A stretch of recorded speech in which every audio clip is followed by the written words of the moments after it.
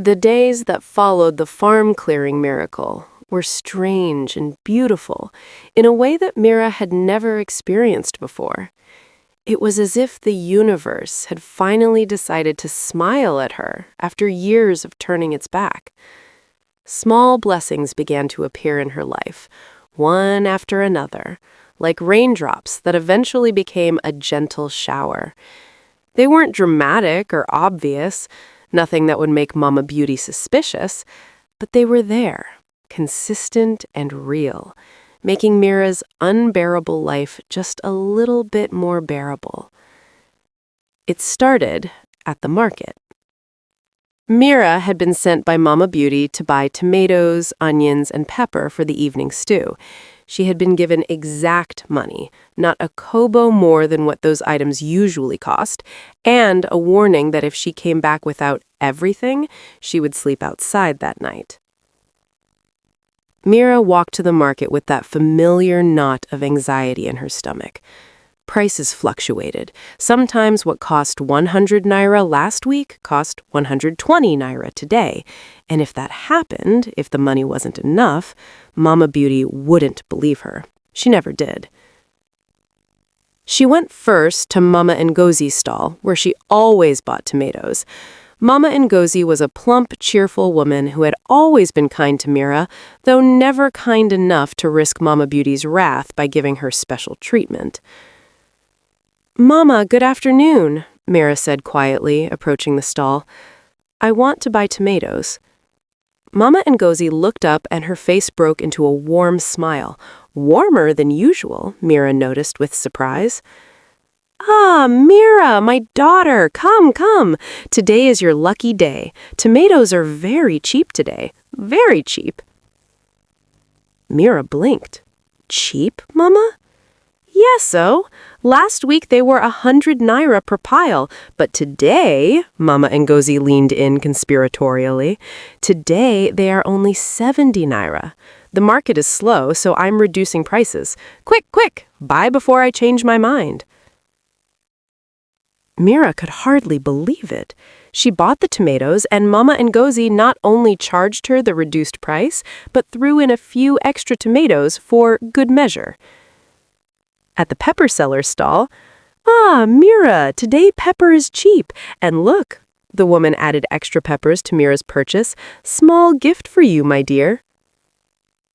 At the onion seller's table, "Mira, your lucky day. These onions, I'm selling them at last week's price, even though they're supposed to be more expensive today." By the time Mira left the market, her basket was fuller than it should have been, and she had more change left over than she had expected. She stood at the edge of the market, staring at the money in her hand, completely confused. "Thank you, God," she whispered, tears pricking her eyes. "Thank you for remembering me."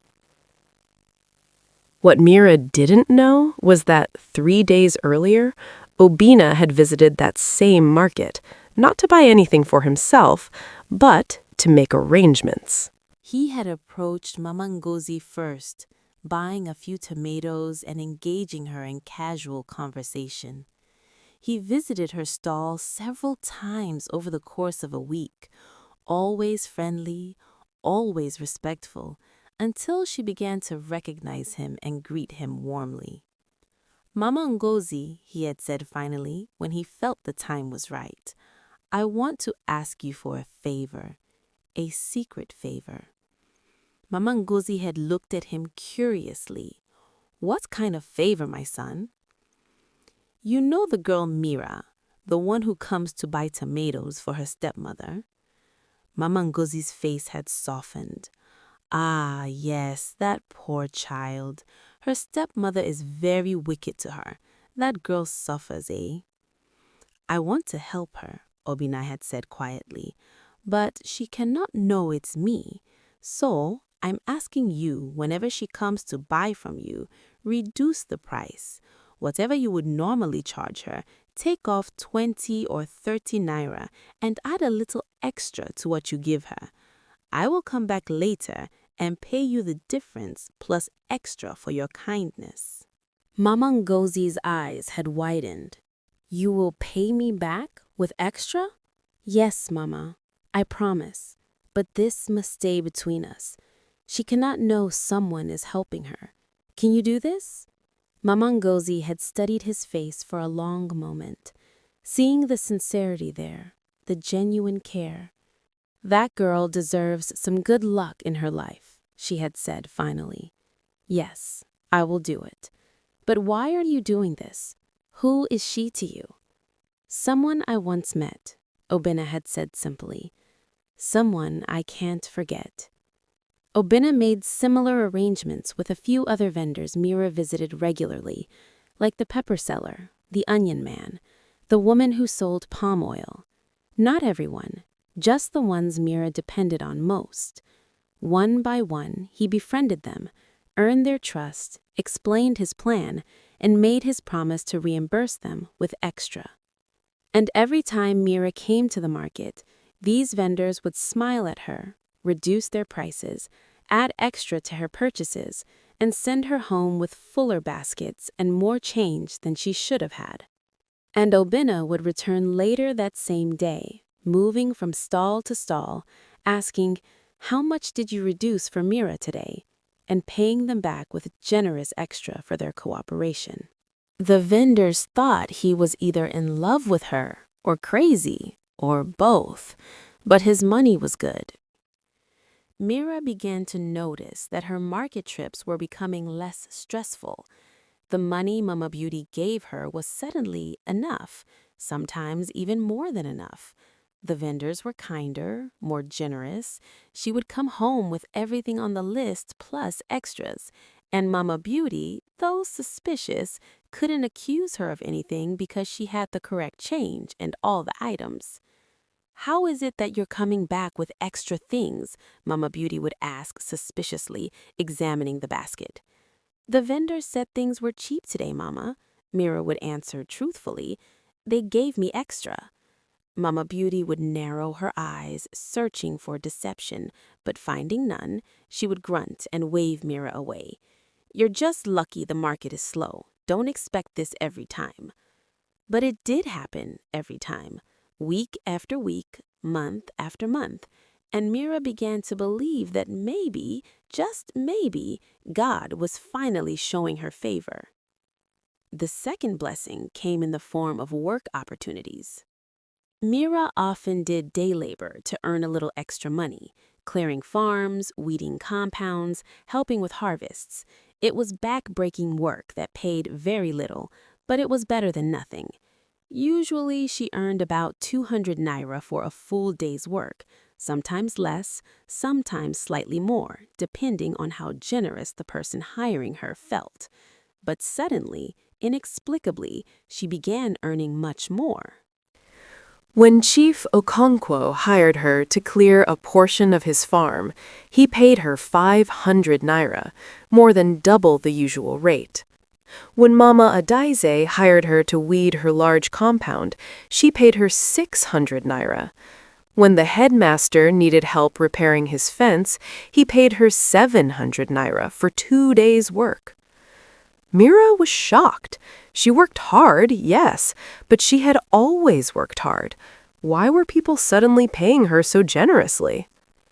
"Sir, this is too much," she had said to Chief Okonkwo when he handed her the 500 naira. "The usual payment is—" "You worked hard," Chief Okonkwo interrupted, smiling. "You deserve it. Take it, my daughter." What Mira didn't know was that Obinna had visited Chief Okonkwo 3 days before Mira showed up looking for work. "Chief, I heard you need someone to clear part of your farm," Obinna had said. "Yes, I'm looking for workers. Do you want the job?" "No, sir, but I want to ask a favor. There's a young woman named Mira. She's hardworking, honest, respectful. If she comes asking for work, please hire her, and please pay her 500 naira instead of the usual 200. Chief Okonkwo had frowned. 500 naira? That's more than double. Why would I pay so much? Obinna had reached into his pocket and pulled out money. Because after she works for you, I'll come back and give you 300 naira to cover what you paid extra, plus 200 more naira as a thank you for hiring her. Chief Ukongo's frown had turned into a smile of understanding. So you pay me back and I make profit? Yes, sir. And why are you doing this for this girl? Because she deserves better than what life has given her, Obina had said simply. Will you help me help her? Chief Okongo agreed immediately. What did he have to lose? He would get his farm cleared, the girl would get good money, and he would make extra profit. Everyone won. Obina made similar arrangements with everyone who regularly hired day laborers. He would hear through the village gossip network that someone needed workers, and he would approach them privately before they posted the job publicly. Same offer every time. Hire Mira, pay her double, I'll reimburse you with extra. Some people asked why. Some people just took the money and didn't care, but everyone agreed because Obina's word was good and his money was real. So Mira found herself earning more than she had ever earned before. The money she made from these jobs she saved carefully. Hiding it in a small cloth pouch she kept buried beneath a loose stone behind the house. She didn't tell Mama Beauty about it. If her stepmother knew she had money, it would be taken immediately. She saved that money like a drowning person clutches a rope, believing that one day, somehow, it might help her escape. Still, Obina remained hidden. Still, Mira had no idea that all these blessings were coming from a human source rather than a divine one. She thanked God constantly, prayed with gratitude every night, believed that her faithfulness was finally being rewarded.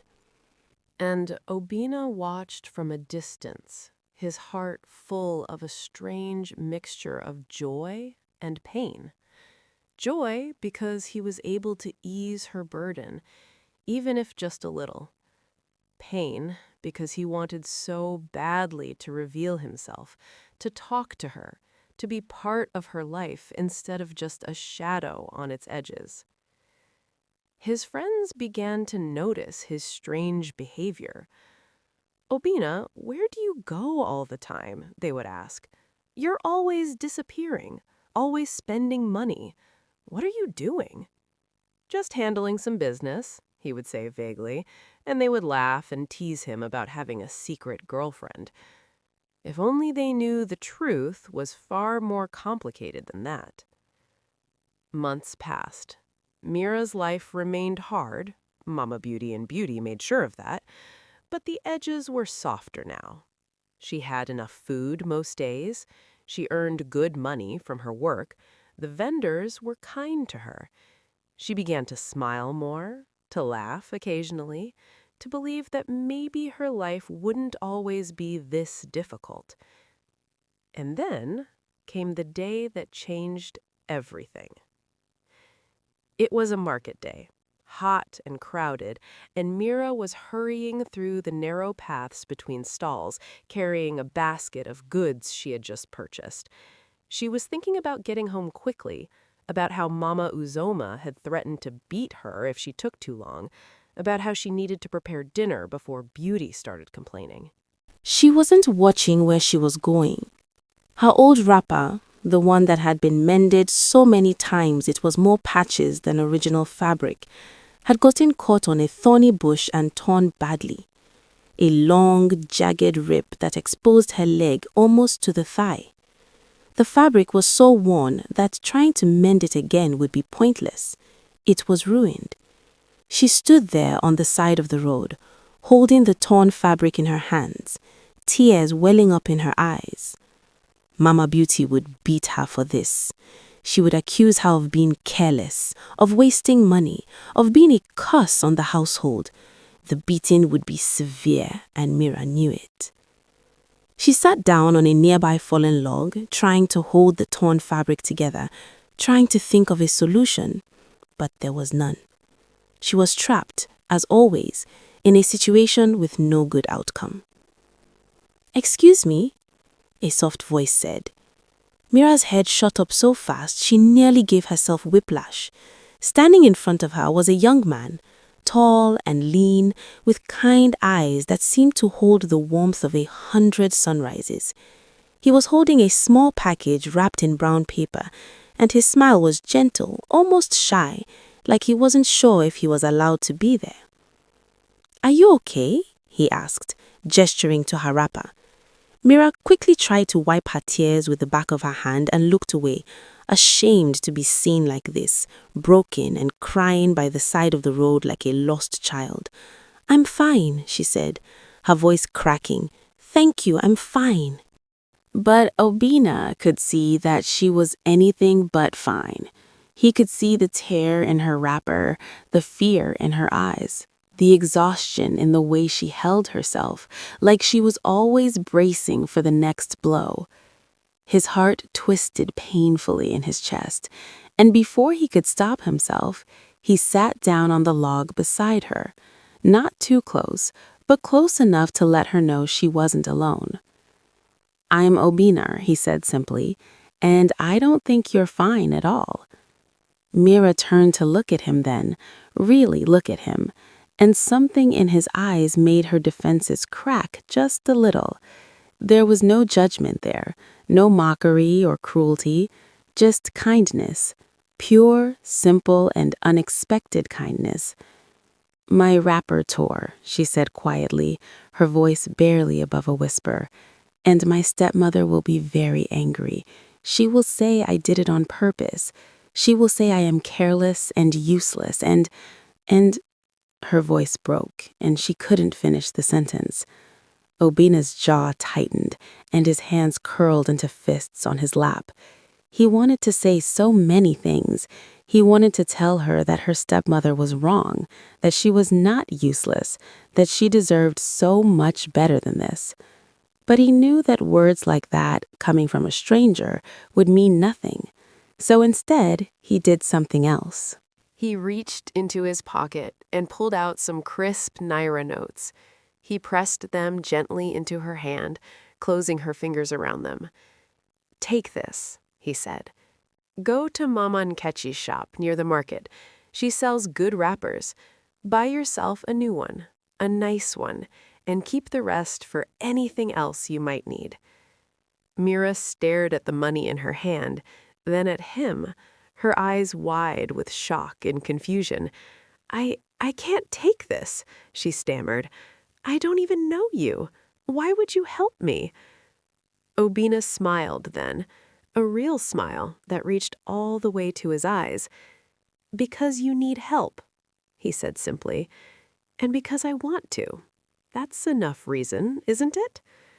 Before Mira could respond, before she could ask more questions or protest further, Obina stood up, gave her one last warm smile, and began to walk away. But then he stopped, turned back, and said something that made Mira's heart stop beating for just a moment. "By the way," he said, his voice casual, but his eyes intense, "I've been helping you." "The farm that was miraculously cleared?" Obina said. "That was me. I hired people to clear it overnight. I'm sorry for hiding, but I wanted to help without making you feel uncomfortable. I hope that's okay." And with that, he walked away, leaving Mira sitting there on the log, her mouth hanging open, her mind spinning like a tornado, her heart doing strange things in her chest that she didn't know how to name. She looked down at the money in her hand, then back at the road where Obina had disappeared, and for the first time in years, maybe in her entire life, she felt something that she had almost forgotten existed. She felt hope, real, solid, warm hope, the kind that makes your chest feel light and your smile come easier. The kind that whispers, maybe, just maybe, life doesn't have to be this hard forever. The kind that says you are not alone, even when it feels like you are. That night, after Mira had bought a beautiful new wrapper from Mama Nkechi's shop and returned home without incident, she lay on her thin mat in the corner of the room she shared with Beauty and stared up at the ceiling. Beauty was already asleep, snoring softly, her face covered with a silk scarf to protect her precious skin. But Mira couldn't sleep. Her mind was too busy, too full, too alive. Who was this Obinna? Why was he helping her? What did he want? And more importantly, why did the thought of him make her stomach flutter like there were butterflies trapped inside trying to escape? She had never felt this way before, never let herself feel this way. In her world, kindness always came with a price. Help always had strings attached. Love was a luxury she couldn't afford. But something about Obinna felt different. Something about him felt safe. She closed her eyes and whispered a prayer into the darkness. God, if this is real, if he is real, please let him stay. Please don't take this away from me. Not yet. Not when I'm just learning what it feels like to be seen. And please, Lord, bless him.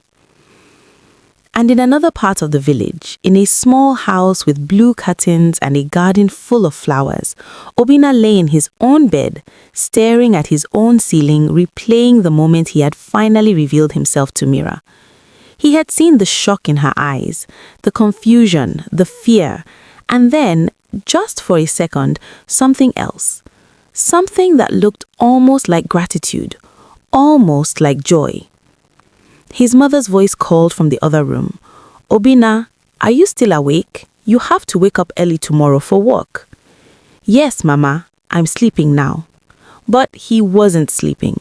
He was thinking about a little girl who had stood in the rain years ago, crying over bananas. Thinking about how that little girl had grown into a young woman who carried the weight of the world on her shoulders, but still had kindness in her eyes. Thinking about how, for the first time in his life, he understood what his father had meant when he said, "Son, when you find someone worth protecting, you will know. Your heart will tell you before your head catches up." His heart had told him, and now there was no going back. The next morning, when Mira went to fetch water from the stream, she found Obinna waiting for her at the path, holding 2 empty clay pots and that same gentle smile. "Good morning," he said. "I thought maybe you could use some company today." Mira tried to hide her smile, but it was impossible. It spread across her face like sunlight breaking through clouds, warm and bright and real. "Good morning," she said back, her voice shy but happy. Yes, company would be nice. And together, they walked to the stream, side by side, 2 souls who had been circling each other for years, finally finding their way into the same orbit. Behind them, the sun rose higher in the sky, painting everything gold. And ahead of them, the path stretched out long and uncertain. But somehow, with him beside her, it didn't seem quite so scary anymore. In her house, Beauty stood at the window, watching them walk away together and something dark and ugly twisted in her stomach. Jealousy. But she pushed it down quickly and turned back to her mirror, back to her reflection, back to the only thing that had never disappointed her. But even mirrors eventually tell the truth. And the truth was coming, whether Beauty was ready or not.